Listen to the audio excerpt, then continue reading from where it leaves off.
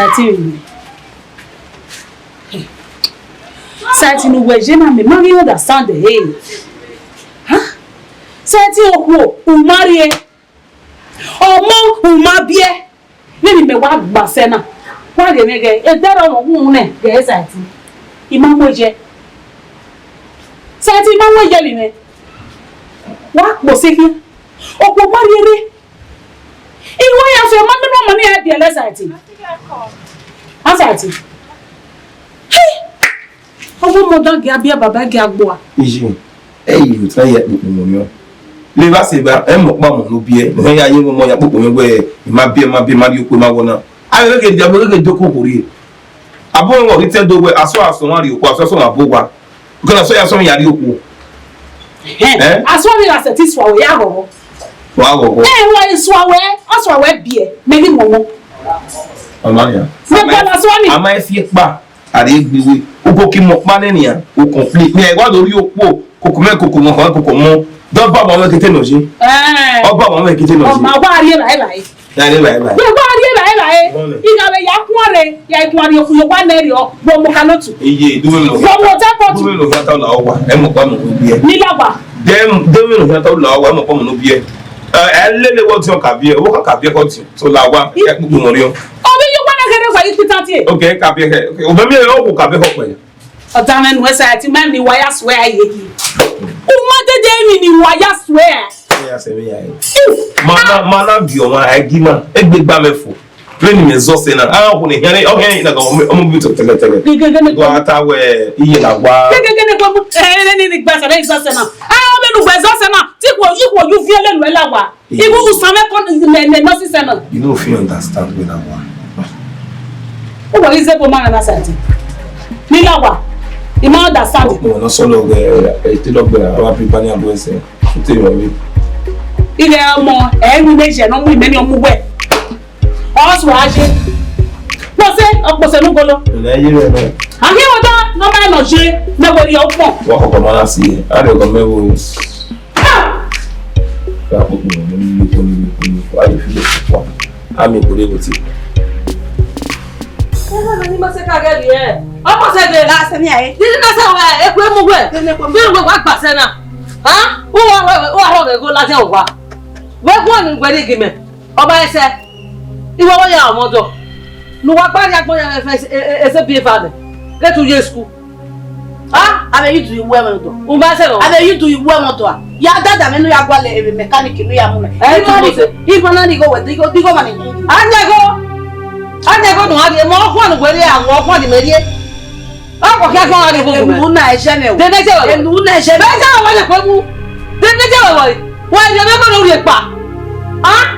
No wo we e di mo ri ni go. We e di mo ri ni go. Mo ri e. Ni na bo po me. Oji. Umi o ri e. E mo ri e no from. Ko wa ya mo te e mo do.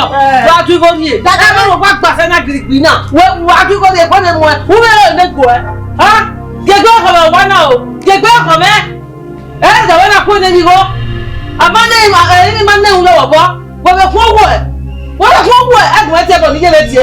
E ko ni je le tie ko e tie nu e. Ya tie nu e nya ma o. E ke ma. Egbe ya ko me bo ya ni o le wo ni ya te bi ya se wa ni mi go. Be ya ko mi lai. E tu so pe o se ni e wo ni no se o sa gbon. Are tu na bo ya mi go. O ki ju e. O ko je me jo e dori e. Wa se di o ki jo lo ki ja se po la o e. Ya me pe ya ni e re pe to do di e. Ma me ko mu. Ba du wa.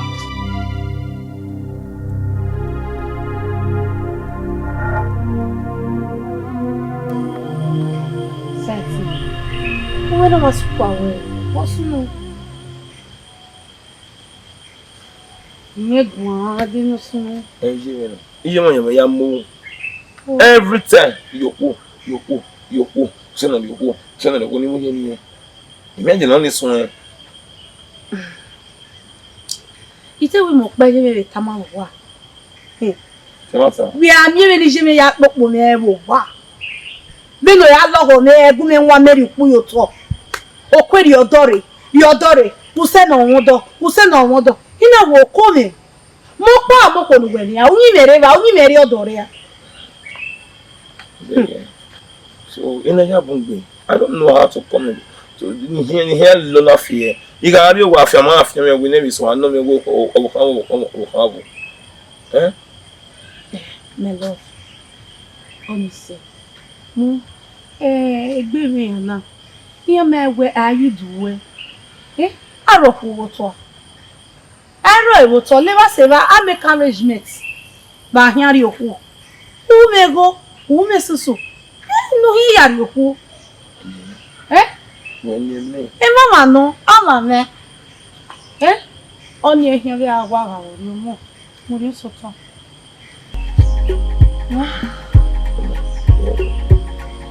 Yeah, you. That's how we are. I say you want you.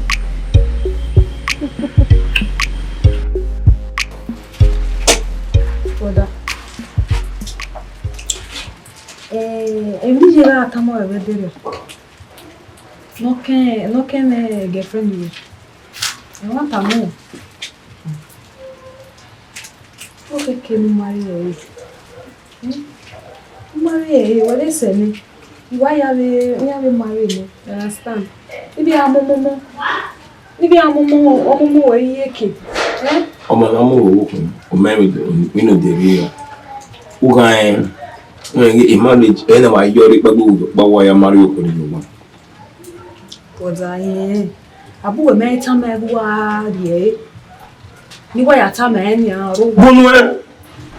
I'm a whole cancer. Oh, let's go away. Why I come we are here.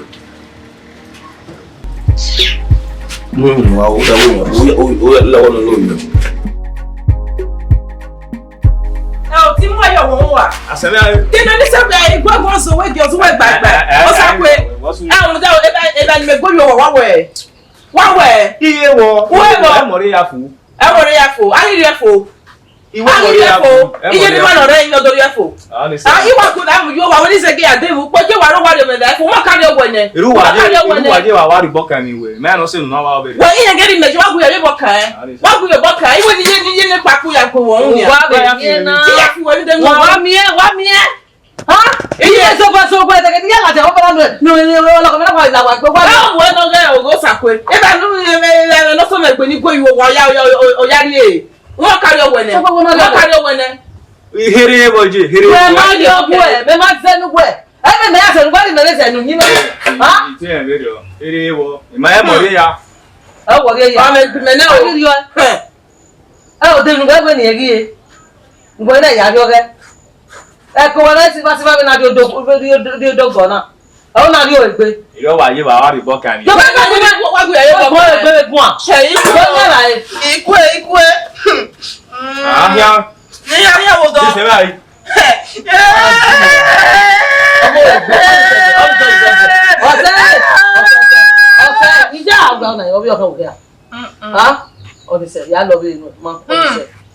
Iye nani ke ga ya wo. Otun ni kire na.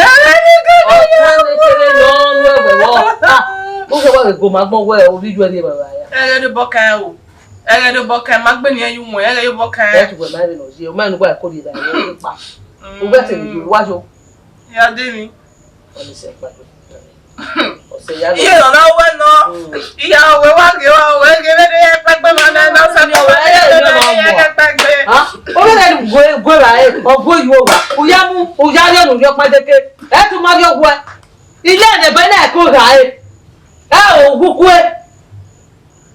ni kere awo ka ya ra o si ra na ma nu je na u ra na anywhere o ki aso wo yen me o ki aso wo ko fun wa o ni re o ji je nu re wa do ba me abo fie ko le lu e gba wo te o mi se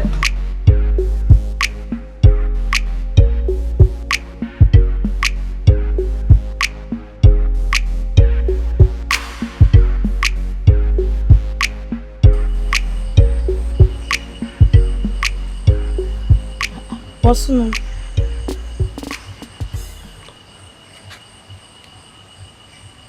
Sete.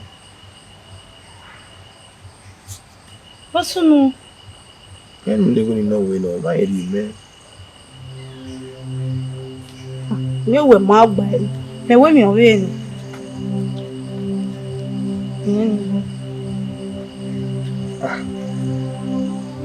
What's it? Ana we na wa nego na. We be ya una we mi go bi are ni me. Won e wina. Igi jo me e duri e do are egu e. The Nigerian awe na all we with iduni e go bio. Okay. Now see we no see go na bi. We no see go na. Without the go me na ona tell ko me. Ni mata lo. Ona ibe ya gbe won kan. Ima ya gbe wo kan.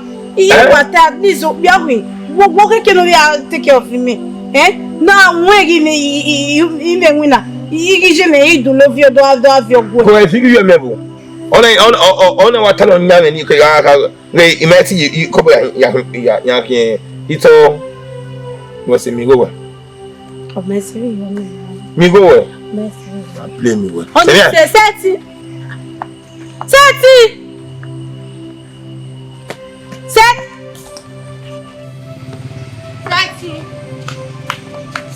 Garena. Seti. Walking. Ni gire ni WhatsApp wa mu pa. What in here mo? When you were doing what do you I made a fit of what is doing it. Was also me who remain. Just a moment when we see go now, we are zero no money. Where is the good name? Area. When you were me, they must have ruled away in a nana. When we are with only a milk out to me. Would you see me? That's what to tell me go. They know where go. When I know when he graduated, he made me winner. He go a lamb of go. And where when an onion who were out of me. Oh, mammy, what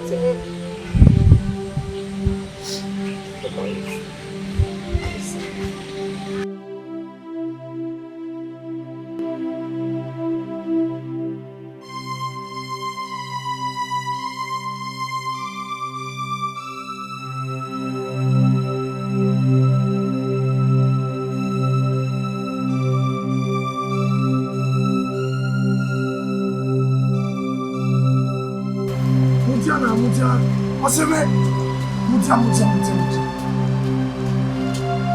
Rocky. Beni aye na. Yes. Kuyo. Egi sia ogba. Ja wa ma won me enimo ikato. Ati niwe. Why anyway yawo? Tamame ni oni anywhere na. E dokpa won. Oma, enimo Omosede. Omosede. Madere enini no dey yo una we stay here. Okay, no ke no siko wana kiri. We do businesses over there. I don't tell you what happened. O ma kiri na afie egere ki apegbe. Ya do to wa. Ama no ba ede. Kwa do to wa. Omari ma egbe na we na na. Adogba won. Amadu have your name. You are free. Oma.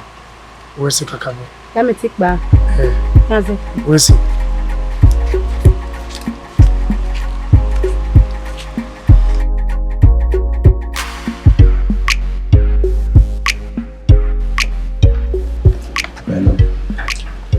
What do you mean? You know what you're doing, you I don't mean. Mia no lamena. Mia. Koi. Omosede bi na. Koi. Boy. Oh, baby aje. Oh, yes. Oh. Obi. Ana obi na sogo. Koi. So pa we mo se. Ah. Era mi do esuki bi o ire. Rese. Mo se gbe bi me. Oh. We are we baby I be pa akebe we. O se. Mo se gbe ah.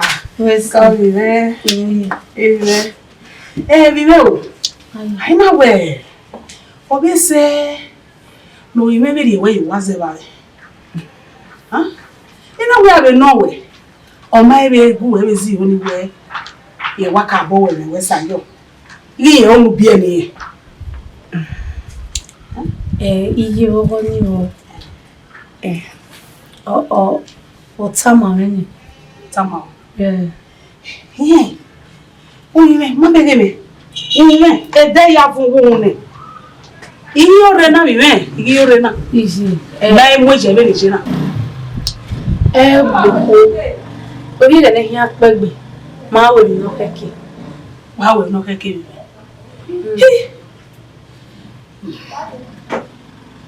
Ọmọ mi mẹ́tò ká wèrè ọ̀la ó mi mẹ́. Orí rẹ̀ lẹ́yìn apẹ́gbẹ̀. Orí mi la ọgì bọ́kẹ́. Láwọn ìmẹ́ ọgì bọ́kẹ́. Máa mú ìmẹ́yìn ọyẹ́ gbọ̀gbọ̀gbọ̀. Omosede eri ogi senu. Eri re gbe ba edega la dian re tu nura gba me na. Eri bi omo mo. Won abi me. Na wo mi le ma. Iye wá sí. Di ma tare we ga tare. Ma. Iye. La ege pegbe o. Ege pegbe o. Ege pegbe mi me. Iye me no sani. Iye me no sani. Oma. Oji. Wá sí. Wá sí.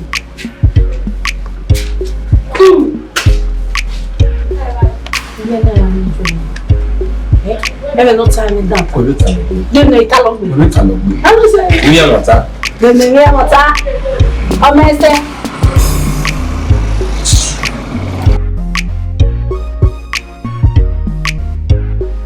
We na igbo aba me mi re de na me ami otore. Ya ami otore o. Obo here brother. Ma wonu na te brother, wasun. So pe la de mana iye de ko iwo ni gba ko gbo imawe.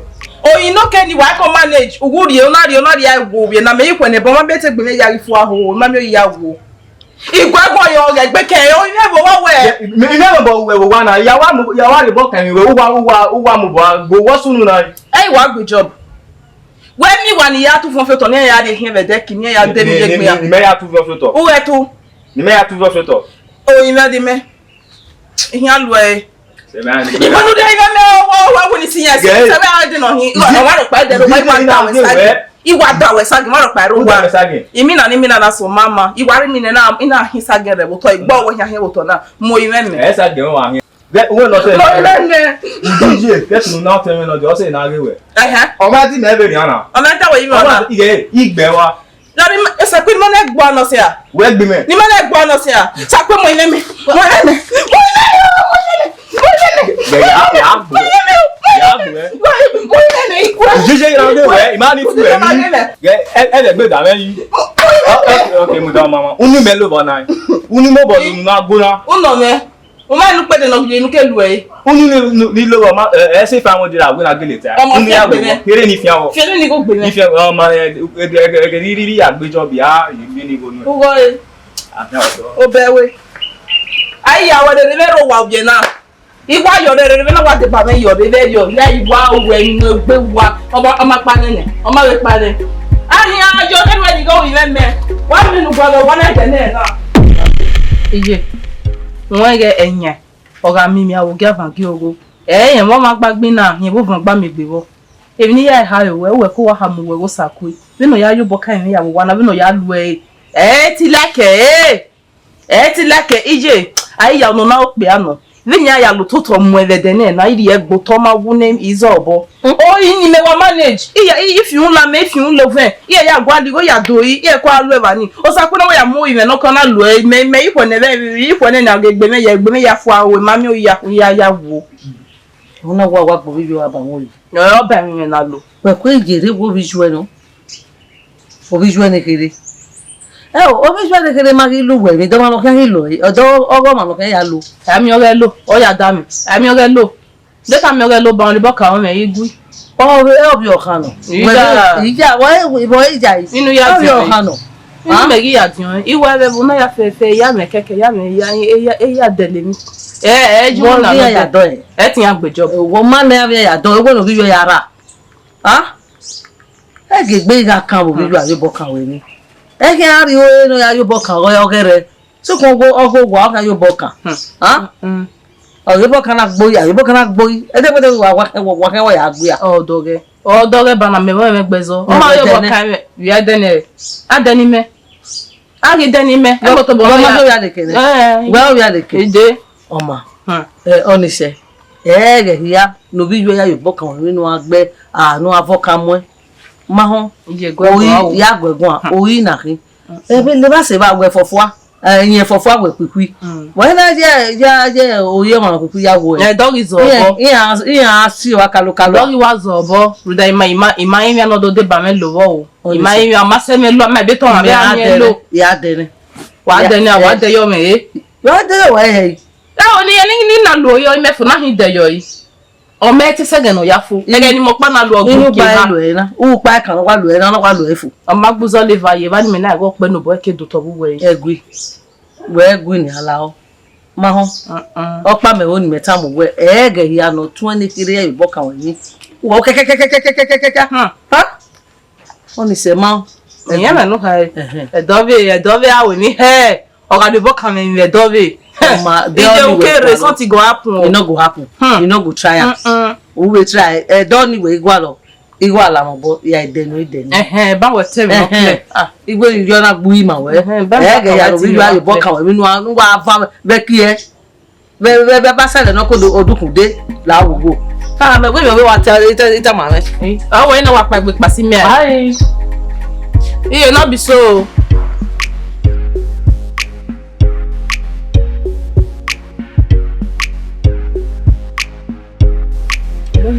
Koyo.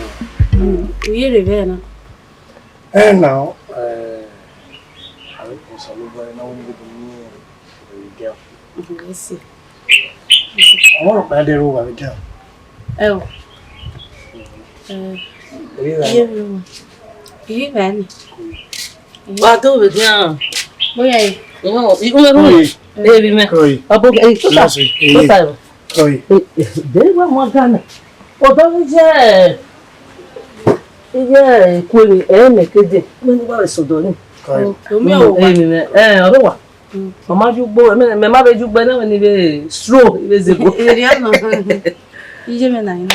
Koyo. Omo. Koyo. Koyo. Ide beru gbe to ba yin. Eliso. Lasso. E baba ni hin. Come. Koyo. Abo kan. Eyi. Ko. Eyi. Obi ko na we ke a. Ewo no jako e owo wa na. Kiri. Eye kaze. No ye. Ma be o ma be na be. Ni mo ikato. Ifa ya to. Omosede o se re no. Bege. Oh, ya bo bien. Donc ni mo so edian. Okay. Na we de go na woni wa do that one wa edian. Abo gen. Koyo. Egbe o. Awe ja se ye e wo wa odo. Akomo salobo. Na do we ede tafia ede la wa ya. O ye total ni wale rekiri. O come. Koyo. Era meu. Koyo. O so ibe. Salobo ade ba we. E ko nu keri go na de video. Iseye. We se wa me ihe nu we si me na. Ma eru nye ki. Edo ya na. Koyo. Ko bi me. Obo kian. We se o wa ma o. Ko bi la wi an do wa so wa. Ko bi me. Wesi. Ya to so do wa dora. So. Wesi.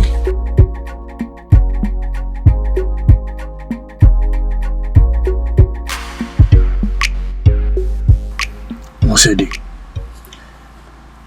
De mulu se wewe una. Ha? Omosede no hari gbe we ni anania. Aye ti wa gege igwa gege are wu na video ni. E graduate ki. Wow. So papa ni na. Ni ya pepe lo we do ni. Do ge we yaro do. Ihe ba mi je mi vitin. Ya si na wa di gbe di ado tota. Iki mi.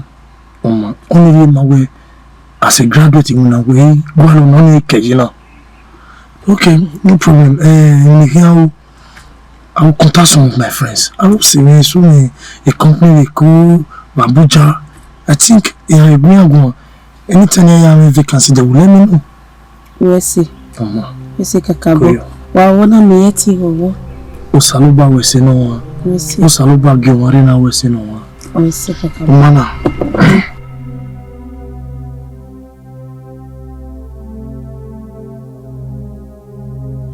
Omosede. Anywhere sakan. Anywhere fava. Omosede. Mini mo de nyan wese. Omosede. Who wa ga ho ni la be o yakin. Onini. Where? Okay, me imagi yen we. Amen. Where? Omosede. Who ko fu pe baba ro ko to ya kola mo li la be o. Ona mo we ari o to na ya gwo ko we ka o kiyeke. Seti. What on nana? Seti what on nana? Usuo. Báwo ló Seti dé kí máa lé wá gbọ́n bí? Igele gwo ko yeke. Seti wá gbọ́n bí. Where? Omosede. Ọmọ. Omosede. Bébé nana bí na o ma jẹ́ kí we o ko bí ẹni gbà kan ni. Ọmọ. O tó lè. Omosede na re mana. Omosede.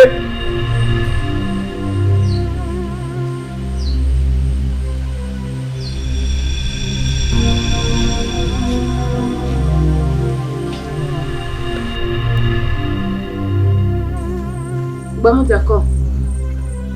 Et tu es là, vous connaissez le boss. Oh, non, c'est bon. Il y a un peu de temps.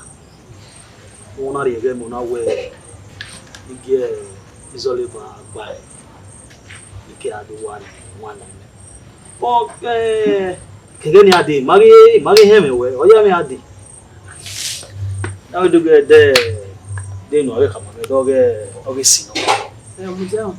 One has said you make battle. Yeah, do it, remember. My jerry baba. Oh, do my jerry.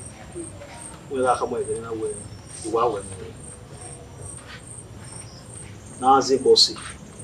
Don't see. Understand? They don't know. Edo State.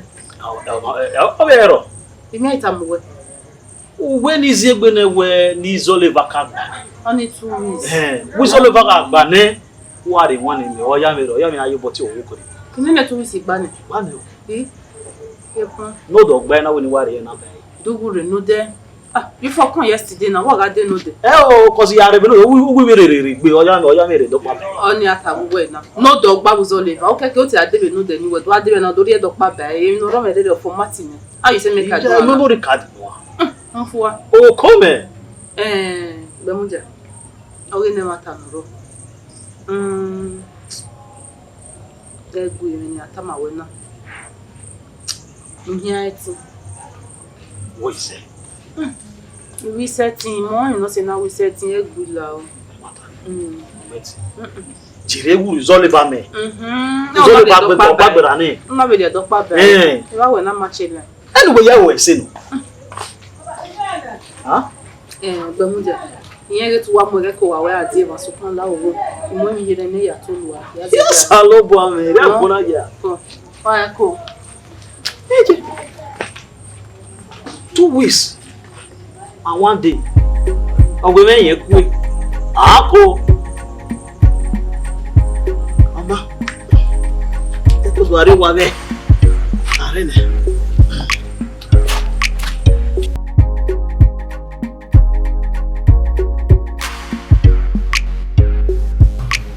Brother, even though my dad is me at all.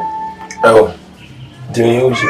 What me girlfriend me one day where we no what I say. Emma, when I get any love with me, Emma. Again, no, ya we buru be wa. Ota mi jere nye we regbu. Ugara say we. We ma do se ke kan yan be bo ni ki. Dugu de te yan wo be de mudia. Emma na. Why me? E boy ni again ni magbe. Why me? Brother, why ya me?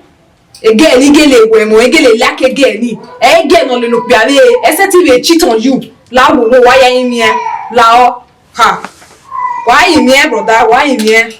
They needed the way, mother, they jammy at all, my jammy. Ah, again you love work Benin. But me I get teach it. Eh? Don't go up, be go ni mi we on you tell friend there. Eh? Why are you again ni magbe? When again you want Moses say we are see no ale. Why are you here? And you only time awo. Why are you here la? Da me like again ni big. Why you here?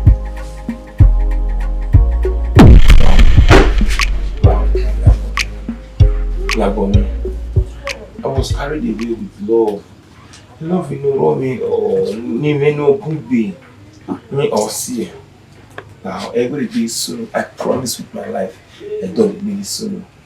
I will. Sati ugbe. E o ono do ha mo wewe, ye mi me mu mi opia. Sati bi ajaji. Bi ajaji gi begelele lo opia ni. Ama iguma de gi begelele ne lo opia. I ma wa mu di akekan. Emi na wa fowu. Una so wa gun e gwani ha.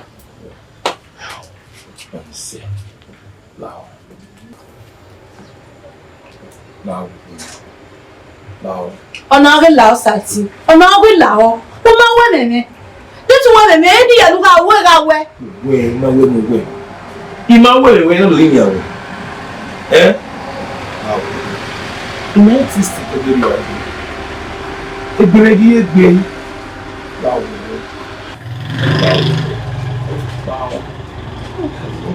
All my hearts. Wow.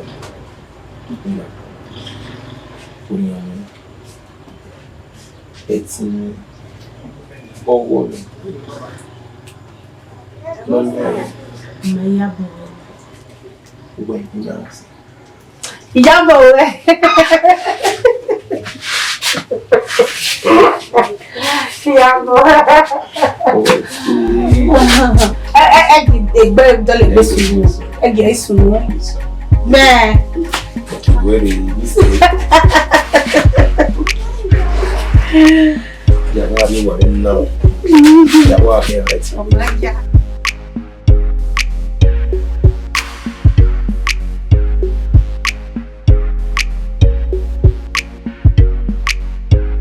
Omosede, when you are after the bomb, I was saying so in Lagos and Abuja, you eat so yeah, sure, maybe in an hour or any moment from now.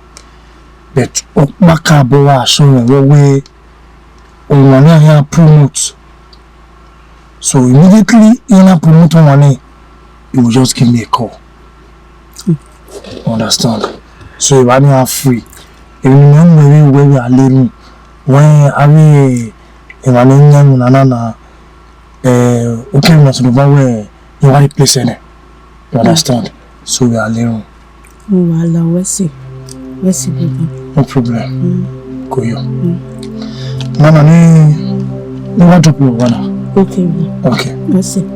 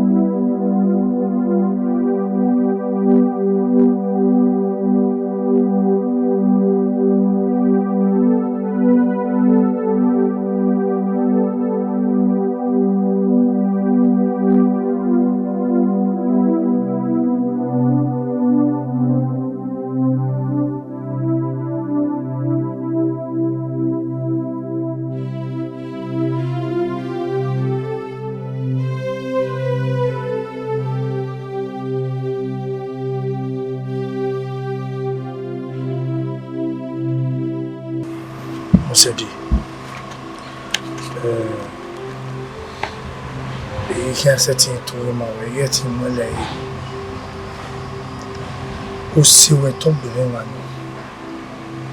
I will one in your way. Well, no. So, man, yet in Malay. Omosede, you know how we are you. Oh, la review at you, a cattle.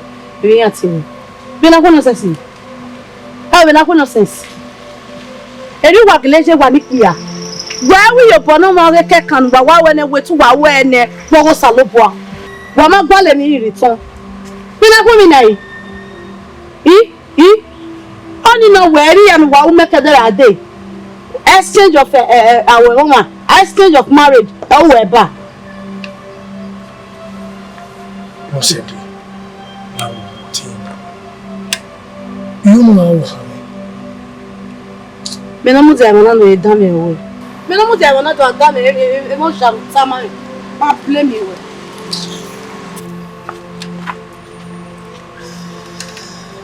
Oma, Saloba when I know where you know. You know them. Okay.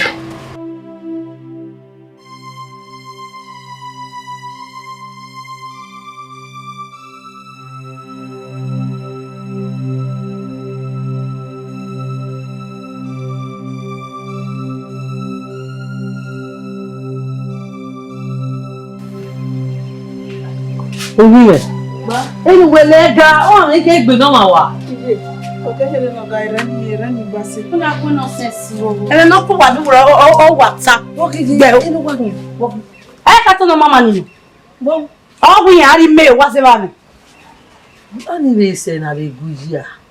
Ikwe o. Ya kwe o. Ya kwe be kama ewe yan ri ewe. De way come ewe like guju wa. Like my no matter. Me we mama back we mama we ne kato. Obi gbe na wa gbegun. Mo bi e wo ogun. Obi jo. O wa no, o wa no di. Wa gun. Obi na o se ni ohin ohun na. Ti ko don ni mo la we gbe da. Iho te ama ye ga. Ama e da.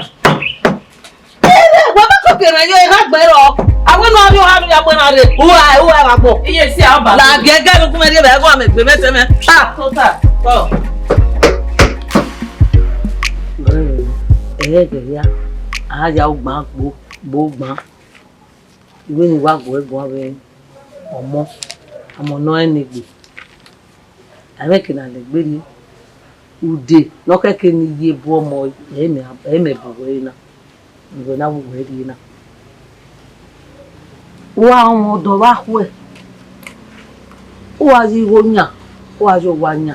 Egbe na mo kan ya nya. O se me na wo ni won mi ka to na. Ma omebu o ve mose le ni we mose we go ni opa e ka wa no ulele tebe me nita o de dabo o no ime no lele ka to society ai society mama gba guru ma gba fun iwa si ai re de ni he ka imie ikin society ai mo me ta ma we ni opa o we site give ni ade we iwe igba o ba wa money ko da oni me ti se so me ma gwa le gbo ni o we jo bi ogwe wu nu wa egwo bi ogwe nu o ya so na wa to bo we je egwo bi ogwe wa je bana e no ri ogo ga me ni o site ni wa ri ogo ni me ma we ka to ni a iyaru digo iyale lo pia iye ti le gbo pia we ri oni gba ni ma wo e ma de iye ti le le o site am body ni we na awo won wa ri mi awo won wa ri mi o ri mi dami wo mi ni tamawe na dami e me ni tamawe na no do gbi ma re de ari igbi ma o gbi ma me we be weti me ba ona weti me ba o ti me o ma se ona weti me ba o ma se ko me ka to ye wo na go egbe me even me ata me tamu gbe fo ni bere nya ya bo desi ogwe hewo owu didan yan le owu site yan le o ma na gboro to gwa ran wa baba o ye begude ho mo ide be mi omo no awawe dire ogegeri mi le lo ni we hewo so pe na ego yo botolu hu wa jo ni unu awon baba bodo ede na agbodo do mo go yo hu na oni di ami iregbe di yo to oni owu e ya hu me awa iko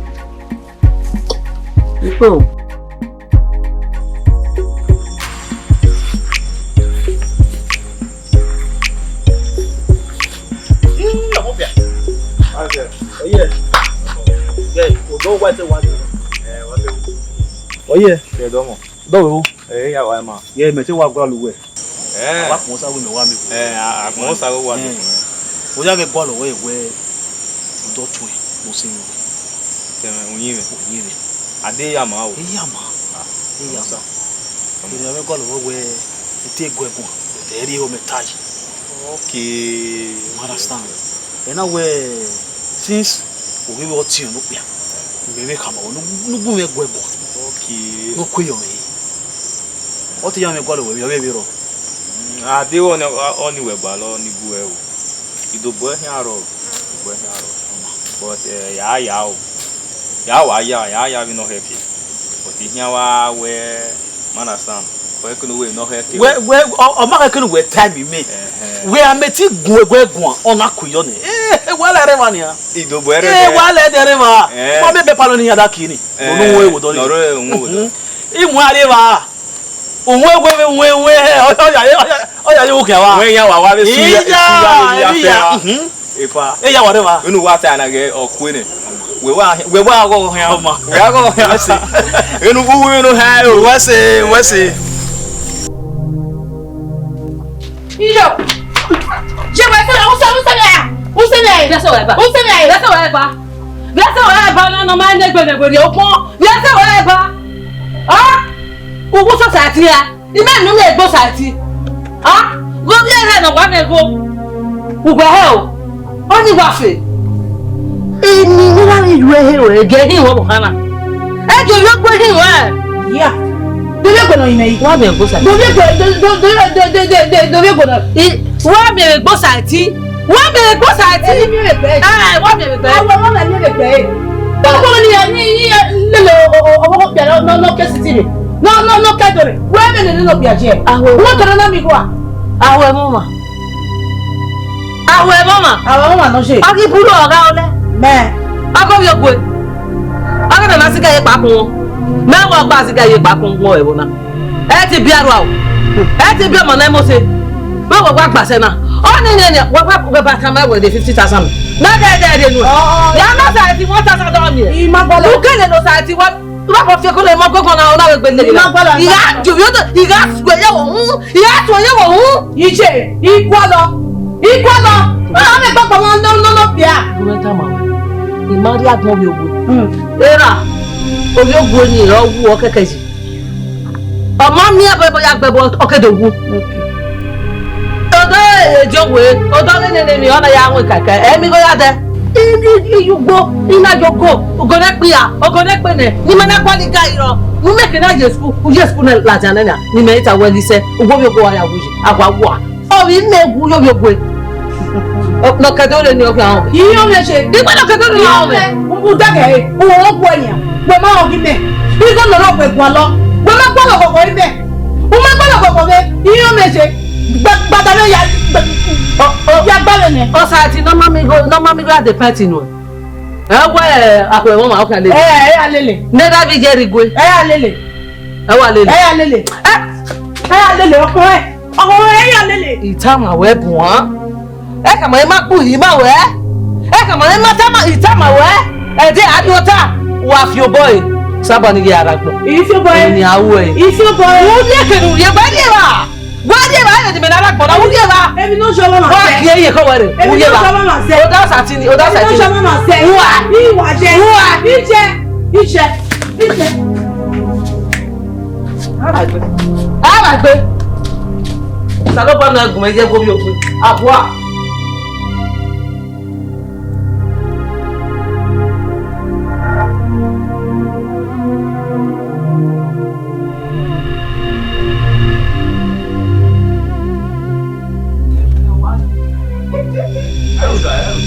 Ayauda ni ye wa de ni na we ku be ye mi sa ko wa be ko so mi ruwa e be no je ruwa okay agipa wa so ye bai oge pa we Aji oyin me oi wa omo ojo na iyan wo we abeta omo ojo ma yen ka gu egun a awe de na hiro ope no ke gu egun a o ba rin we so owe yen we me we but we area oni so So yin ga gume gwan no de we ni buyen bu egwan.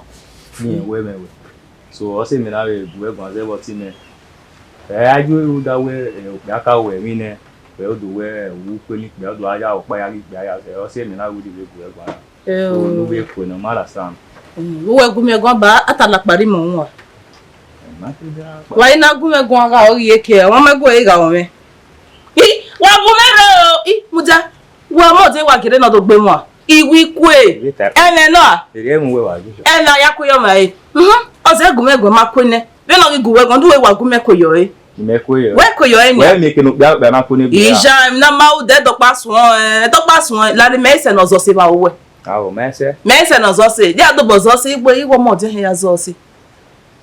Nege we do ahia no. Nege we no. We no wo Ege we no. We gwan. Nege we na ahia ege we no. Ege me na mo nya gbe mi. Lawo wo ikwe. Iya so ya fun ya yin wa ifa. Don le ipage na kare no ede o ge were gbe iko yo e. Iwi kwe na fosi no. Don le mi nu emi e lawo wo fi o ge were gbe. Iwa le mata. A ni su ya me eri o e. Esu ya. E ta won ma ko ne. I u da sun e. Duri esu ya bone lawo wo. O be usani no we su ya ve kyoka. Wa bonu ya wona lile nu mi su ya hasane wo le gbe. Ni mi su ya. Ikwe yo. Wa ge o. Ijo bo deje nu e. Wa go sakwe o. Ege we hian. Wa go sakwe o. Me won e. I when na tell say. A ni su ya eri o. Oh bewe. When na tell say. Oh share. Wa ta ma o ma ko ne. Ah, ye ba sin. Ma kan ya e. A be sin ya ni e. Abola wa ifa gbe. Ni a je.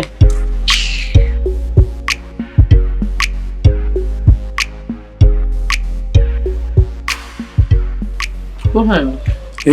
Oh, wa we wo. Mo saloba. Mo wa. Una ko ya no ma. Koi. Yo Omosede ro wa. Omosede. Omo wa. Ye ma we de.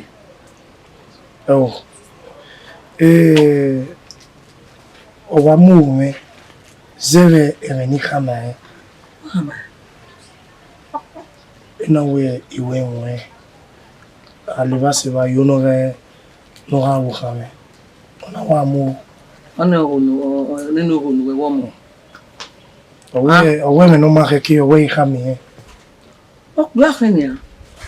Wa mi no je we to ata. Tete de no we mi ni we ma we teme ne me ma. E ku we o fe awe.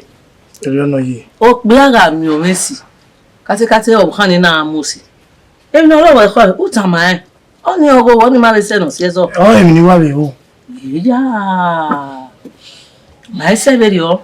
E wo na be amo e jaji we ogele o me nu we. Ite we eriyan beri ku e yu. O ma wa beri ku e. We magiri e, we mari e, o ma kama e wa ri a ku abe magiri e. E ahia ri e wo wi wa ri e. O ma wa beri ku ye ma. O se ye. Nyewo. Omosede ro wa. Aro yo. Ah mi ege na we ya Omosede. Wo kina. O se lo bo si we o na si wo mo no muse. We wa to bu we do awe kun wo bi e de na ma be mi o fe be me baba son. Ha? Go ma bele. Yeah, Omosede lo fi. We ba mi. E na ka se na. Omosede me we ti e bo na o ma e. Omosede we menye me la wa. Omosede. Da la o ye o ke. La o we la o. We mi ayin mi. We si me si ya. Amayi. Usalo ba we se we re mana le de na o do tin no ke ma mi agwegun. E be money ye ko we mi e na de mi ro pa. Agwegun ma si me vai. Ma ije lawo o ka bo agwegun. Ya agwegun. Iwe mo e. E de nu we no si e me na to tako we a. Yan is able we lead that thing to do. Okay. We see. We see. Oye bo pa ti re ni bo sunu. Èmi ni èyí we Idowu Opa. Ko se bi mi yawo we. Ah mo ye zezele. Ana mo yori omo. Ori we bi e bi pa. we are going to get me. What a piano fine. We go our one me way. Anything. Okay, what? Emi rock by way. Oh, when you got my vai, Emi rock by roll. Now, where the help ya? But what's only the mouth over him? Who say go? If we marry more, una botany here on your hammer, not do gumegua. And not a good one. Monja, him. Where could Megua, Mete Coyone, even if I year, was only Vania, well, ma, ni what down again, nigga woman, who don't be a year. Sorry. Don't ever come me. But you work Ukuleba. If we queen away, work Megua. What an I? Again, not know where. I'll tell me a mere suya. Why, Vivin, why I settle it, why? Oh, my camel. Obviously, you know, oh, Ramily. Run, he will. Is your man here? Is your man here? We're no near. Eh, maybe well. Everywhere. Okay, I'm a so one brother of it. And maybe my third party no. Third party no, my brother. La will work on where they can the equal. No, I know how much many why are you? Mete queen, it met him mete wetting. What made them mistake my Hamilton? Oh, my dear, no. A brain what you when you are for Mate. Yeah, for Mate. I am in a list of your name. I do a hair call. Wow, for the Jaya. Ekwe dem mo pa bo Mudia ona ere to mi ogba mudia wo be yaya me kamo ti o unwe na u karo gbe Oma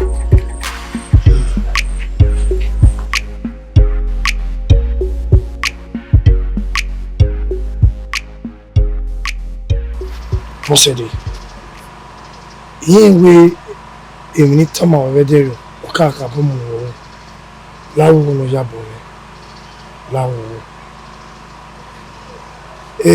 Lè wá sí wa ìpẹ́ ìmùnà ní nígbà àhámọ́ ọ̀nà Abuja ọ̀sẹ̀ mẹ́tí wí vacancy rọ̀ and I think why we like it anyway because his salary already gba 150,000. Ó ní náà wẹ̀ omi wùnà mi. Náà. Where's Kakabo? 150. 150,000. You go nekere. Allowance is so in here. You know? Where's ya wa ka mi jemi? Na mo tún gun Njoku ode. Where's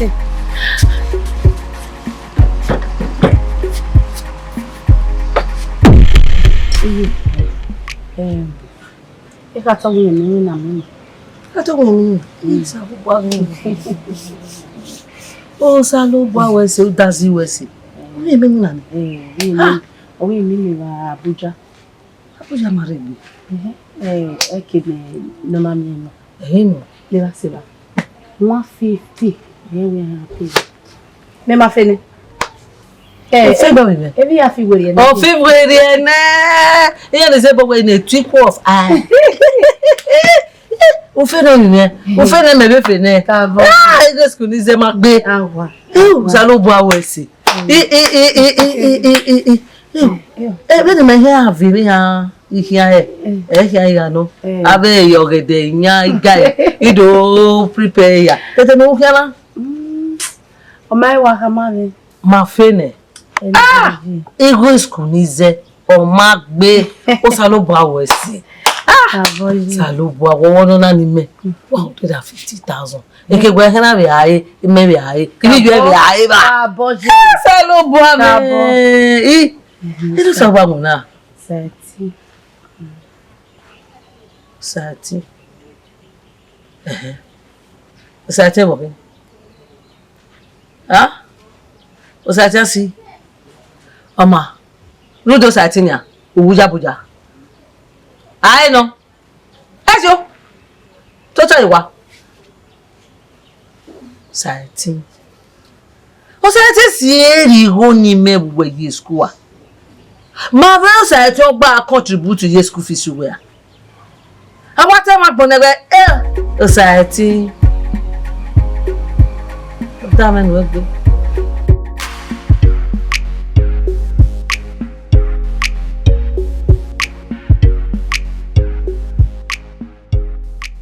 Sister wa igbe wa wo yen imeri ni ya mo se ti ewe in Abuja You don't want her man now. I don't understand you. Yeah, her man. Only me owner. Eh? Mother, when we are why I have Mosati and working at Abuja with me in all over. Oh, you were here. Who want her man now? Any what a man we are. Get far. Me in Abuja. Yeah, by anytime soon. I will understand. Okay, Mother. Sister, I have my little day, Brasating. Emi no de go nima emi no de ba yete bu ima u hia badon ene e we sunu nia do ma gi we wa gi me ge de no wa gi me nto bo me ya ha ma we sta me ha ha de Abuja mi hu na le do gba ma la mi wo mi hu go me we tala ja wu na ne ge we gi nu ya ha me gbe wo ri kwa bu no nye u gi o ma be ni a u gi me ni boy ya ha me sta no try this thing with your medo ha ru da go se ru de Brasating Abuja na Owujo do a major will give me a here. Me miss opportunity Abuja no be a wage why have you no never give me. Stand not talk that to me. And then Abuja no we hana we bonu. Yisha. I want go me we bobe say go ni imagine na. You go use biro as zero join other zero you collect money put for account we send the give me. Emi dan no. Oh my ya owe. Owe wa ra yan do logo ti wen le gbe. Ye ya mu daji ye ke we ki ye ke ha me we stand very Abuja. O ba do aveve o.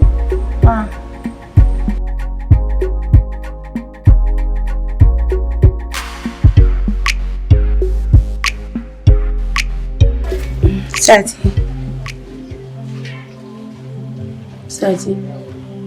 Ite mimi ya kama we so ba me maybe ni ya tamu.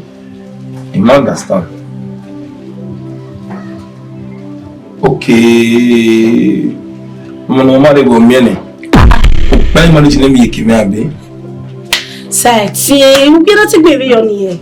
E mo na marriage meje na. La o ni teme. Mi ta ma we o ma mi na me ne Abuja. Okay. I ni no si no go mi na Abuja.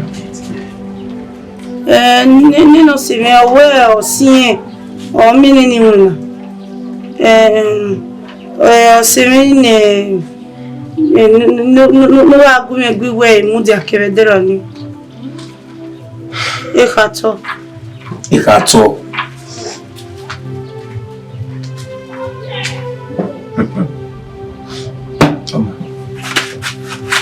Abelo. Here. Sati.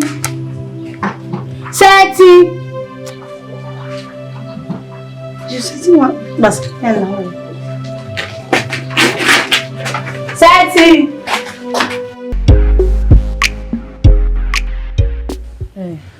Omosede. Afana, lève nous. Wife me. No kwa mi la tu. Imi wa Omosede so ati ogun egbe se mi ala o. Wa go me gbe pa se mi ya.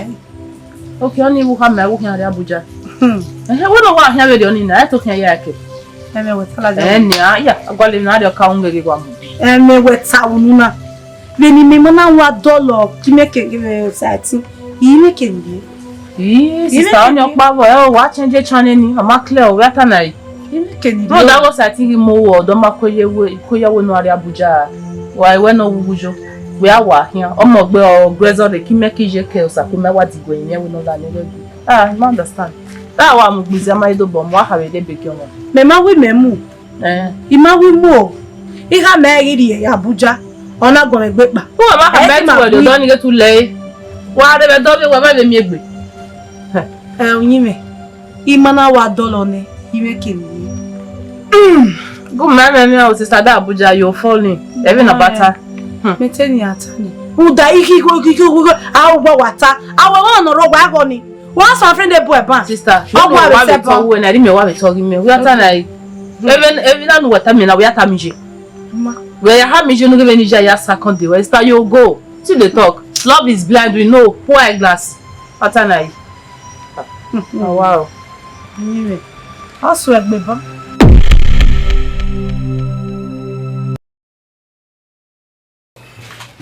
Ato me get ni wo ni yan me le dio. O mi different me wo ni yan ya. Ni no si oni no ka be si o ko ni no si oni na owo yen mi na ni Abuja go the area Abuja. Ato bege. Brother. me may believe me now. Me may believe you. Would I again magbe. O se ti ga se kekan. Again ni magbe. Se ti ga se kekan. Ah. Me ni ade de tayo no na o. Me ni atayo no na. Ti ga se kekan. Oku deni. Na ne exam person e oyede e Abuja. Dofo. Benu wetana. You mean you girlfriend were Abuja? Omosede. Oma brother, iye mi ni awo. Won ga otun ekin. Iye mi ni ga awo. I give you a feedback. Iye mi ni ga awo.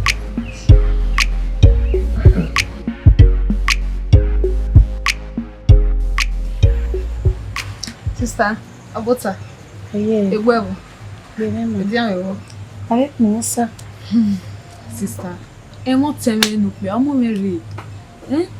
E mo to no pe. Wo bo se zo nu gba evana. Oh. Oni oja mi re. E mo sati o man understand. E man understand at all. Mo ha me wo ma mi win na me Abuja. Ihe ya win na. I win na ni very na ogi ma wo enu. Emi riri ame de na na ogi ma be o sati no. O sati ma oni understand. Again no mi win na me ni e boyfriend me. O se we keke wa no. Yes, he maybe no when he explain my ear. O sati me ya wa me. I ma wa be. You wetana. Me am na ti do atoge. Oma, emi ya nu wata. Igele wa jaji. Muda, benu ya ri oguma, benu ya airport me. Iwa ege ugele we mu wen kakabo. Emi ugele wata ijaji won, ijaji. E worry me, I be gotten you. Amado video. La wa so do. E forget me. Abu pona me oda delegume. Emi amia we, emi no we ma what we. Emi am warokpa.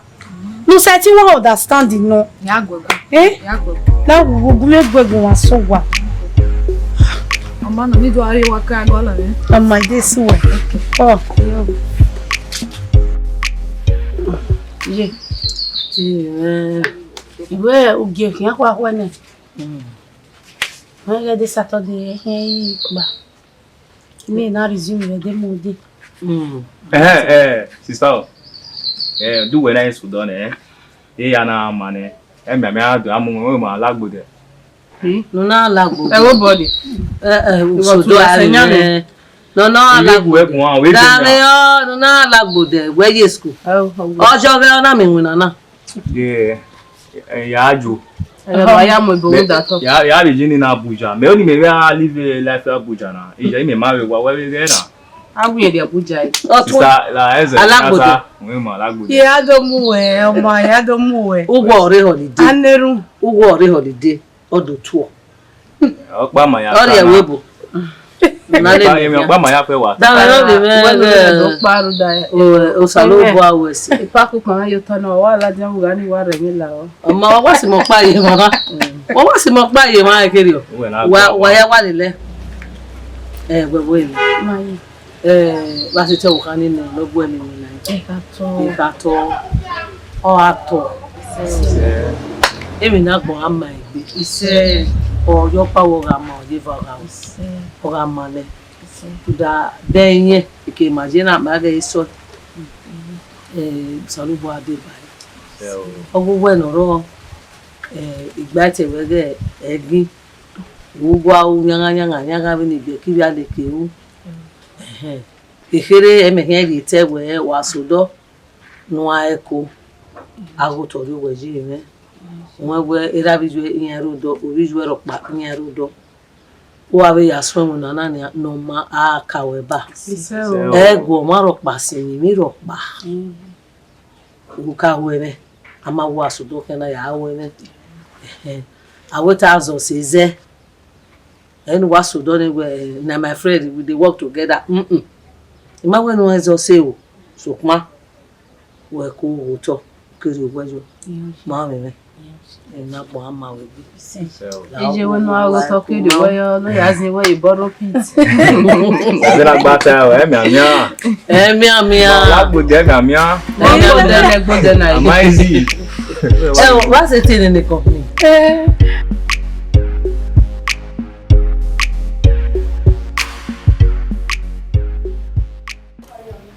Yeah, no time. The way I love you too. You know, yeah, we done.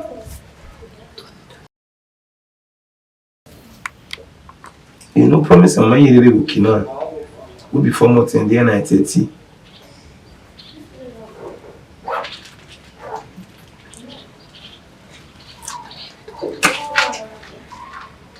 I'm my unit.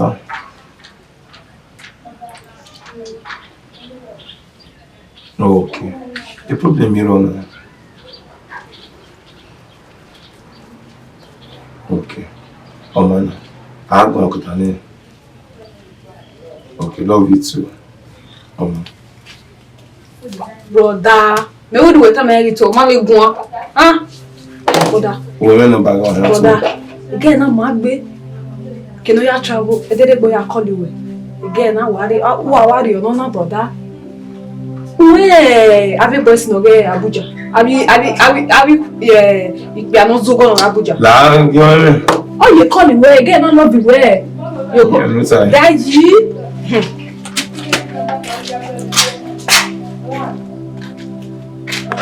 Sati ni o. Oh yeah. Aje. E wa jere na. E wo se we no wo. Yora. Ija. Yora Abuja. Ah? What Abuja? What Abuja? Sati, what am I? Ije o ibon ga lemu. Ibon we here dey so we ibon here ni mu. Hey! We are big man you.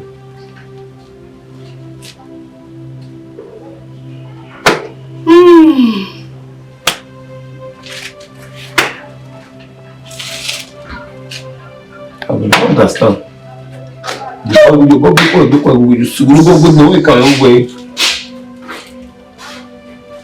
I don't understand. What we do? What we? We marry no GA. What's he do? Ugbo we no ri oku. Owo no we no ri Abuja. You are so big one. No carry oku. Mao.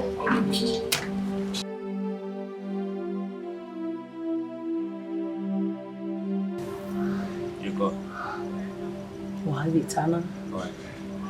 Why bro ka lo. Okay. Ita. Igwe kyamu ni a. Wa gun mi ame ni atama we ba. Mi ame ke do wa me go ata. Okay, ata. Kyamu. We ni tama we. Usati. Bini amion. A movement already we na je. If one my ball me je. Boge. We me re or you or see go see. Omi. Ji, iwe mi ni amion. Well, where so e go mo ko ri ya. Even ni amion we fun if my ball me. Awe to we wa mo na wa mo ru abo. Oge ata. We mind me we suspected. Huh? Iwe ntama we ni amion. E ke na tie na no ene. E do video ho.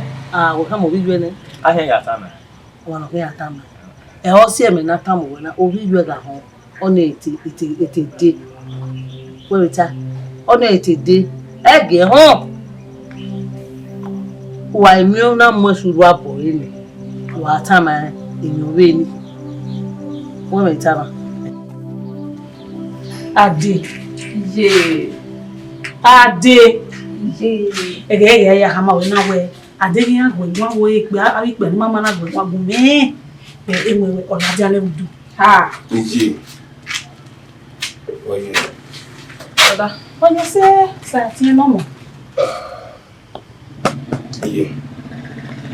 Uwe ko we there. Ade. Be ekpe. Oh, ya bele na. We go. You take 10,000. One day life you want. One day still good money. No gonna tell le kon le ya. O gbe no ya list you. Oh. Then no tabe queen by me wo ya lo mo e. Oh, le gon le ya. Oni on tell me dey gbe oko. Bi me, je ni gbo da yin na. Mo di ari opo mo. When me be go na there. Eze yo e. Broda, o gba le ni kiri na tun. Ai. Sorry na. Vive. La moto wa se get se here. That's my brother. Fe je wa yi na la moto to le yo ni ri de ke mo be yan. Ligo, ye, ade mi. Ebi ma diemo, sa ti me na bi me.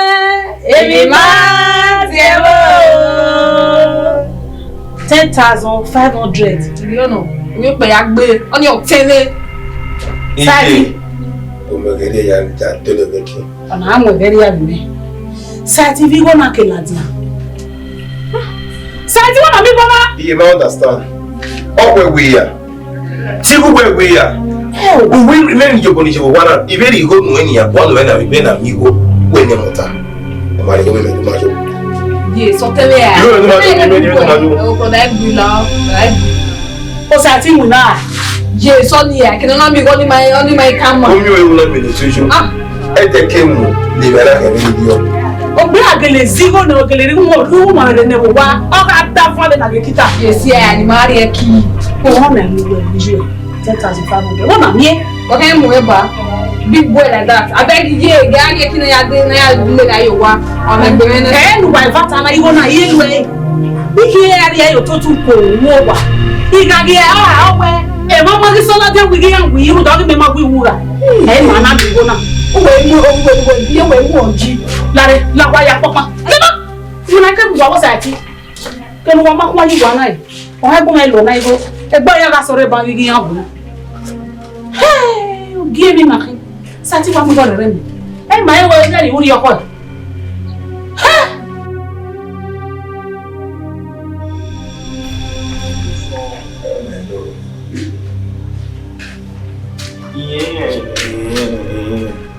I can't really wait to see you. You get a missy work a couple.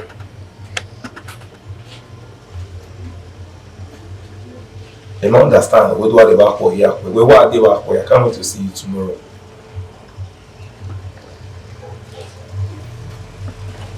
I miss you when you're body, my probably tomorrow. You might make it here. I love you so much. I love you with all my heart. Yeah, you live here, but also like 2 months of giving back. Just only 3 weeks. Oh, I'll go though. Okay? Oh man. So I did here. I can't really wait to see you. I love you.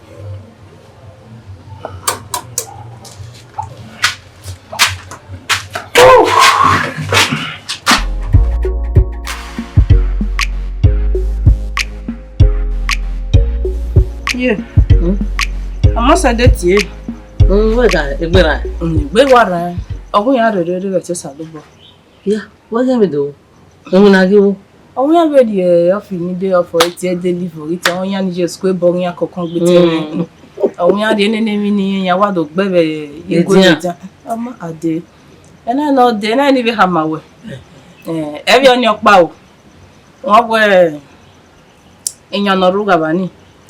Mo ejugbo kike ya vio ke odoni ade e no wa de na wala wo we sa ku wa rigbo no ya vinya uda me ke la gbo ni osu kiva no wa rubo ba ni mi he ko to bo wa pa lo e na mo bogbo yan ya dem mo ga mo less wa gbo ni ni nya ke la de wo mu e mo mu e je na obi ni yegi obi jo ide na me na ta mo we ya rigbo ya vinya re ojo aba wo nya ngwe viore ngwe okugbo so wa ne we are the can many you book eji ma wo no you book data de bania ma ya wa ari okugbe no na wa de na lawo we bo sa pe wa try no wa yugbo have a mere oginva wa be view adi wa ro da no ni won no o gbe na ko Osa kwa alibo.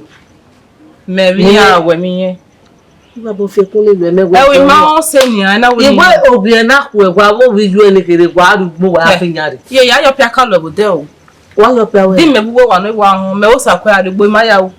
Ogolupo ogede no rewa o wo ne wa egbelele an bo ori o wa ni mi ogede bi yan ni fi olele no fian no ware dia wa yunu wa ri o obi ele be de ne wa minu te we mo na re mo no na re isare yo bi mi ajare o are o itere wa ri ugbo ogede ni emiamia ufia yan no kai ogon pa wa ba ga wa mo ajo wa iye station ni ma clear wa change channel de igbede Ede agbo kama we gujo. Ede ke gbe fiva mi aha ije. De obi ale ke do bi nu we kian na. Obi no ma na gbegbe kian. Obi no mo ame ye era bi jo no e we kian na. Yi mama me yo obo. Wo wa get e wrong. Yi mama me yo obo. Ko de na ibi ni na mama me je mo. But what are we ni me wa ye ti me views wa ni na re yo bo kan. Mama. Say for the rainy day. Madam, yo bo kan we na pe we arugbo. We afinyare. Inya wogede itama we arere.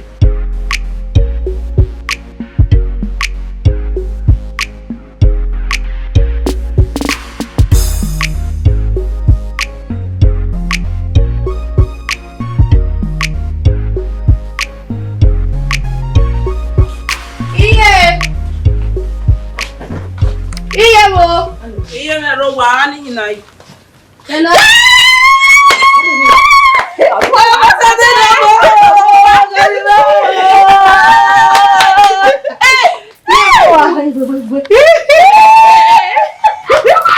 Gomo. Ye kwa de ya sini wa.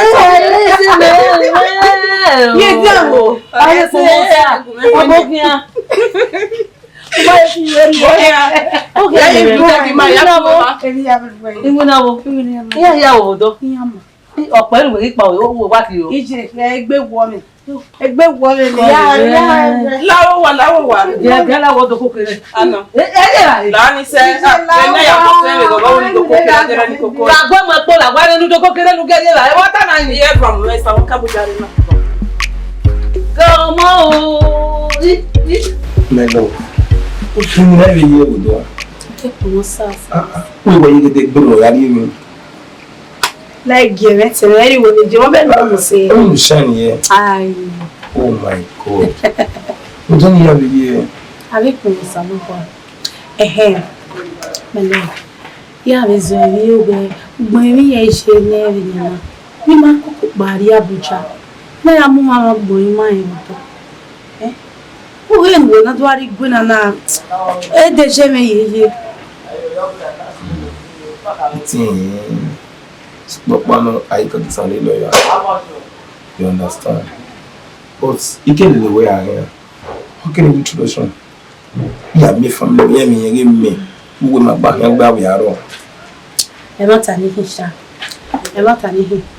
Didn't I hear you? I have said it's now. Okay, I'm me on my own. But I hear it. You can do your family member. Okay. Mini u haka mi je me no da e je mo family e ka mi bi na we ka ya ha ho e oni Omadu family Omadu family Roda ni se atwere ma sister iwo no we se ma ba mu se wonu wa biele o mo se gbeunda otire mo se we mo se why biele king and queen but I go on edere o problem yo mi awa han edere o apa ye gbe ogi okwe congratulations iji idozo evi omi na we meri ya be mama ni utoni ya wa we ni vie iri otemi pe hake otemi ko ni gbe ni ya stick be utoni ibe ni ya be ya ti stick yo wa fe mi so ibe for you what's iyo no mure na automatizese so ma ya ipa le lowe mo pa be ni wa re ona pare teri wa ni ro ne ama we ame wa agugbo le ba se ba Mopa ga le hin popa. Iwe me mo bi ohun, ya ri ogo mopa. E den no wi you have ye even na school we we go in school. E mopa wa le na me bi ma bi. Oni wo, e ma we no e vi ya o. So pa do pa wo bi pa. Wow. De no pi ano, le ya. Se no po ame. Ọmọ we ge du we be ku ni mo pa be me bi are. O meti le luwe mu ame ni na. Be no beti ani o be mu a. Be ku yo. Ma be yo. Ije aje. O sa ti bi yan awe ni Edo ni ma. O sa lo ba wo se. O ri e mu ese. Yeah. Ebi ne hia ka wo no. E ba ye no a. E ba ye no. Me ma ham we go ga we. Oma do tabe yo no na e ta ni awe. Ni ado mo yo. Ni we e ko wo ni. Oma mo wa ri. Because wa no na e we. Le no ku. Ami kele ata mi yo. Mo pa bi. E gbera re ni ba ni. Oma e la wo ji no. Yes. The way he pan. The boss on an No say ni na no wo ari o tun ni ni ma mi ki na yo go. Abi na ami be. Awu ko le bi ya ni bi ya yo ga he. Uzala no de ma. Na wa ko si ni na ni. Emi o pa ni te bi are no. No na ana do me na we mu na nenia. E boss ati mi ya do mu yo ho. Ujaji we ego we nu mi na e o ya oko. O ya wa ri obi me ya wa ri ge na nenia. O wa mi guki mai wa ma me ya ri ba. Digo ni me ime na. Digo ni give na la ni se. Ah. Digo ni me no la ru digo no. Ye na. O te no. Oni se. Ọmọ be se no si o. Azi o no ma wo aye zo ya ri wa. Egezo. Emetara na ma. Iwe de oga mo ki go we wo Ega ni mo tele fi agun enya owo eme fi agun me wa te ije igora adugbo ma si mu na yi.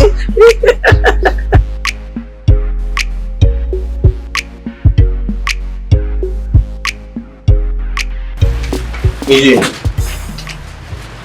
ọ̀pọ̀ lókè tuntun to manage ọ̀rọ̀ ẹni ìwé gbọ́dọ̀ ní ìgbégbé ìhẹ́yà lóko. Sati wẹ̀. Inú gbogbo ìhẹ́yà lóko. Ìyàwó ní bá wọ́n ti ra ní àkàmì ìyàwó ní àmìkìlá inú gbogbo sọ ìhẹ́yà lóko. Bọ̀ akẹ́sẹ̀ gẹ́ni ìkẹ́ mọ́kàyà ní ìṣọ̀rọ̀ ṣọ́kà yà ẹ́ fàmì bíẹ̀ yà ẹ́ rìn. Sati, mo gbẹ̀rẹ̀ mọ́ ayá lóko. Bibe, o ma gbẹ̀rẹ̀ náà dẹ̀ wá. Gẹ́gẹ́. Omi ìsọ̀wọ̀ pa. Ìgàgẹ́ o, ìjẹ́bẹ̀. Ìgàgẹ́ o, omi ìsọ̀wọ̀ pa o. Ìgàgẹ́ o, ìgàgẹ́ o, Sati rẹ̀ wà ní òkú. Èmi náà Nàìjíríà. Yẹ́nì kí àwọn rẹ̀. Yìí, máyàwó introduction. Iye ọ̀dẹ̀ yàtọ̀ náà ẹ̀ o. Tẹ̀tẹ̀ náà kí, wọ́n mú pẹ̀lú. Tẹ̀tẹ̀ náà jù. Ẹ̀bẹ̀ àsìkò ilé o. Èmi lè gẹ̀rẹ́ pẹ̀lú náà ẹ̀yà mìíràn àdéjì ìyá mìíràn. Àdúgbò yìí mìíràn ọ̀nà yìíra mìíràn. Ìyá mìíràn ìṣẹ́. Láti tó ìwé ẹ̀. Ẹ̀bẹ̀ ni ọdún ọ̀yìn hàn án ẹ̀gbọ́n mẹ́fún ọdọ̀ ọ̀dún. Tí ètò ìṣẹ́ pọ̀ náà ti.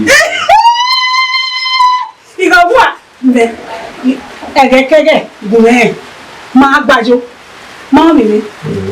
Ẹ ò sá lọ́gbọ́n ó sì lè gbé mẹ́. Ìtúwọ́ kọ̀rẹ́ ẹ̀yìn lè gbé pa. Ọ̀nà ní ọmọ ìyá àyẹ̀tọ́. Ìyá àyẹ̀tọ́ mi rẹ̀. Wá sí mi rẹ̀. Wá sí. Ìwé ló gbẹ ẹ̀ níbi ọmọ mọ́ ẹ̀. Níbi ọmọ mọ́ ẹ̀. Ìyá mi máa ní gẹ́gẹ́ bẹ́ẹ̀ ni mi ẹ̀ ní ìṣe. Ìgbogbo sàmúgbọ́ wẹ̀sẹ̀. Ẹni ká wẹ̀sẹ̀.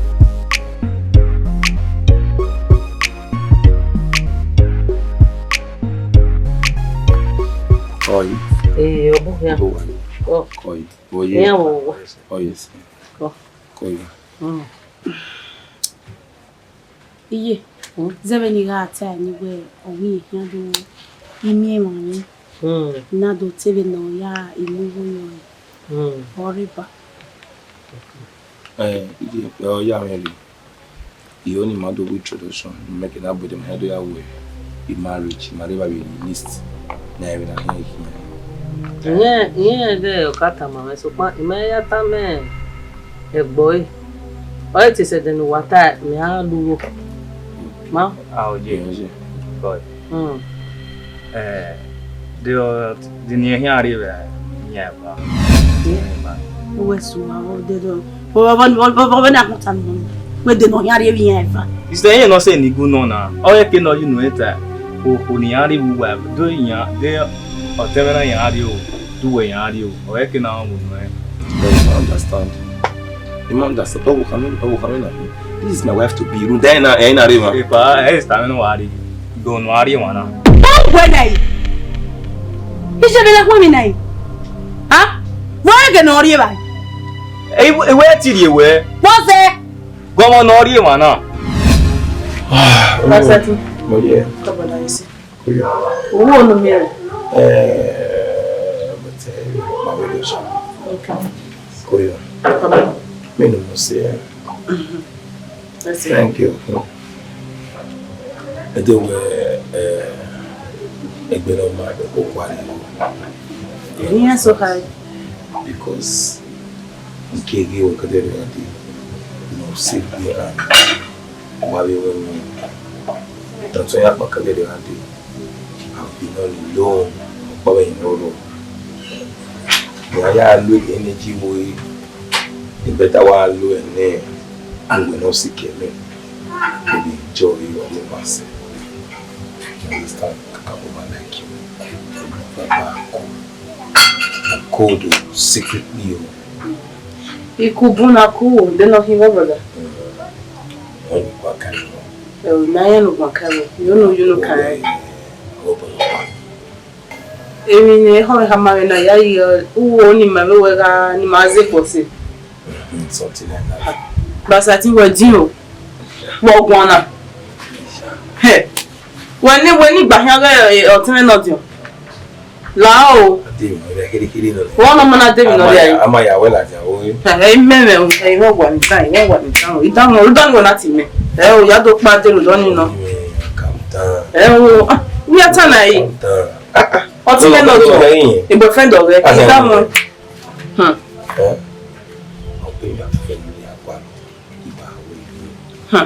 Then we have women and men met then I. Must be. I will almost say now. Oh, why am I remember? Certain. Yeah, keep it up. Where? Mama. You come over there, but we need to you way. Mama, but we need to you. Now get the run and I'm going to where? Oh, I'm at up here. Everyone, if we are not on here, money, so my enemy have been wet. What a night! Oh, we're not tired, but I'm not going to what one of me, we don't want I don't know about that way. Oh, they don't know him. Now, we are when you build my bed, they have to. I'm going to be friendly with one. I'm a comment. Oh, wait. They know not tell me, they knew the no not tell me. Okay, that will not tell me. Okay, up to 1 year, no, I put you move on like a day. Oh, baby, look at you. Your mom will very small look at me. Eh, and he said, they know what they look at no river. Our west side. Now, they're not of your mega or the body look. I need them all the metal beer look at me. See, I'm walking now. Now, don't know if you mean. What you're making with her. Who know I'm going to up you. Imani, be a what you know. Ah, I could win and you do have one boy, but passing me a line. My only man. I will need beer, my beer, baby. I'll be just where I beer. I will need beer, just where I beer. Ah, God. You want blame me, baby. Apart here, ya get the coyo way. You may mean we're pretty new. I could make one. They both not them in mind. We were regret. Not anywhere. You are regret to go. Not anywhere. Anyway, Sean, you understand? It's a work man. You have to take us on the way. No, you have man. Understand? Who kick man? Who put me at you when you walk back? Go back. Dopanu, Obalunia, what you Ghana, who may walk by my car. Okay, I will now. La, don't forget one over there, Ivani. But so I went and shot. I like making all of my guys secrets in my ever. Who are you? How many are coming? Where were you coming? I will be. I walk back here, man. Yeah, so my boy, and I get take one more key men. They are walk by this one in the way. Our way straight ahead. Don't know he's over my line where I can be able back. Some of them send me a that is on the way. That's on the boat. That's why I found in the Kono. What is so now? That's on the boat. Why do you have to wait with me now? Now you're going to mistake it, huh?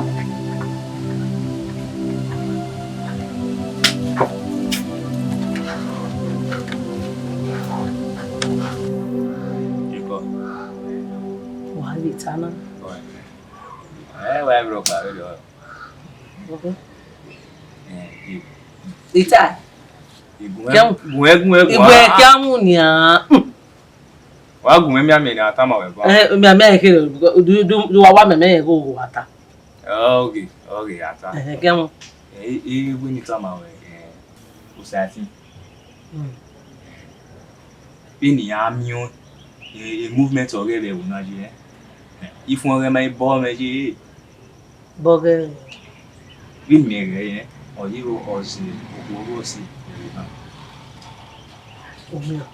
Gee, you women the army. Well, where so I go more. Even the army, if I were my bomb. Away, I went to one more rubble. Hey, okay, we mind me where suspected. Huh? And you went time of any army. I cannot say no. I do video. Will come with you. I hear your time. One of your time. I also am not time when I will you at home. On 80 day.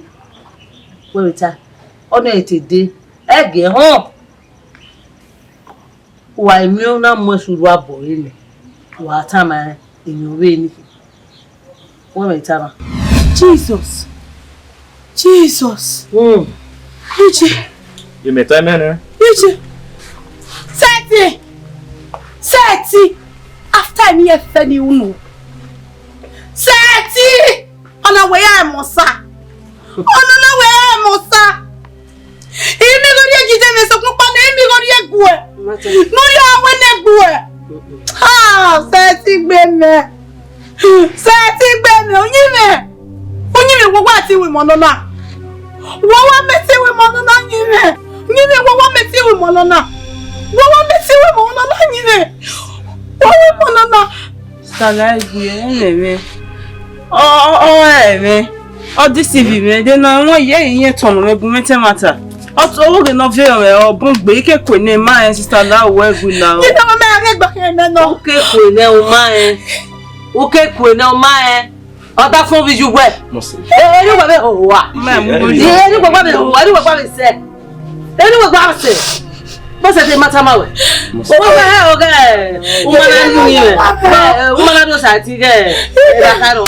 O sa ti ma na ri e we. O sa ti o da fun we. O ma do ni. Obo wa tolo me gbe. Wa le baba na o ma da no la. Na ni le to du pepe. Mami yo be ya pe kun yi. Una we be je to ke wa mu. Ye pe wa wo me. Ha? Guru e pe mu. Ibi ya imi mo ayi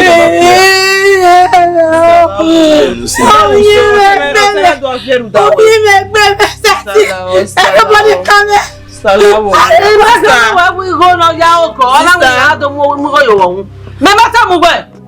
Ibi gba kewe ele le jobo to bo se. We je we lo. E wo si emi. We je we lo. Do. Igo imuna nu mi eni oja oko. Na pe mo le ade. Omo mo akowe. Omo mo ya mo lo. Iba ko fe kule lu. Wale ni. Ebewe. Otolowe. Ibi je va. O ma mi obe he. Umemi yobe dene ni kwa betolo wa mami yobe jo. Una kwi yi me kwa to muria. Omuria amoria. O zi omonemera. Iya kere na baba kwa unu kwa una. Wa una. We tama eyi ro pa na sunu da wi. Umudia o. Umudia imi azu oba kuna ya wa so oba ekun wa kere odo je we. Ya tele na we ma ojo we. Ya tele na ma jo we. O se mo ugbe. Uzo neme ma. Amina here. Wake. Ijela. Wake. Ha? Come boy. Nugu ari na ro e bon abo e. E bere le we gba. Nugu ari na ro uge go pa Abuja. Una le nekere. Ugbe. E ka ma le po won bo. E ka ma e ma tete ba ko. Iba bo fe ko le. E gbe no manu lele. Gbe no manu lele. Gbe no manu lele. Ah? O ka do mo go yen fa hun. O wa ke ajela o e mi a. O wa ke do mo go yen fa hun. Bu be ko ni a. E mo wa bu re o. E mo wa bu re. Ibe ni de gbe na te o. O se lo ma na me mo. Ije o.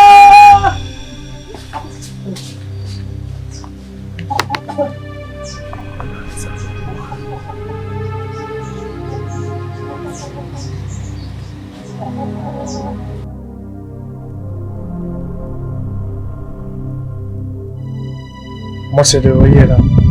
Esi. Oyo. Lemi yama. Ai ko sawasi. Eyo wala rande na woni be dunia we. Wesi kakabo. Osa. Hato. Ya ka bokmo we. Yesi ya fefe ni kime kifami. Igili wa appreciate. Solo ba kan de ba mi. No ni eyi bi mi.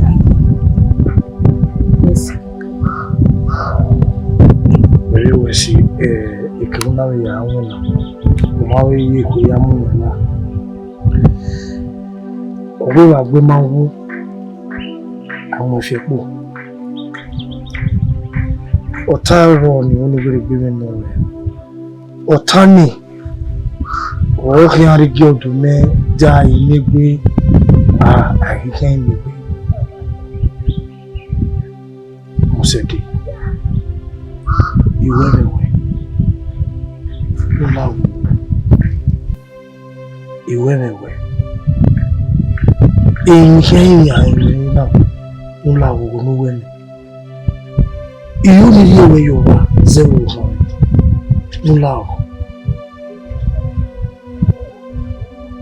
Lawo.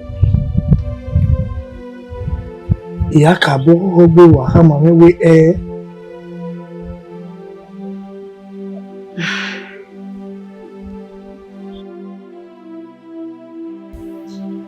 Ukiai awe mwa ni neno. Ini ya si ni na onu awo.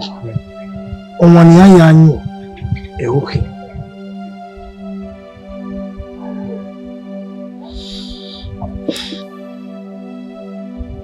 Lawo tamare no.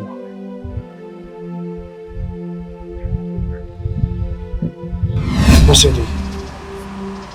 Yewe èmi tama already o ka ka bo mo wo lawo no ya bo lawo le wa se wa e pe nguna ni ga ha mo no Abuja on se met with vacancy ro and I think why we like anyone because his salary already gba 150,000 Only no we o mi wona mi na Wesi kakabo. 150. 150,000. Ni go nekere. Allah was so in here. You know? Wesi ya wa ka mi jimi. Na mo to gun Njoku ode.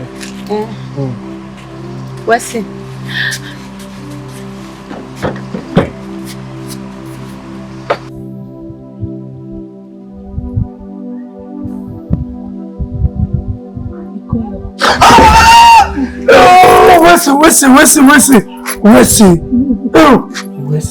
Wesi kakabo. Onuna, I don't know where ya jo. Ya wa ya ha mi ni bi e. keke imame ya fefefe na wa ya wo keke. See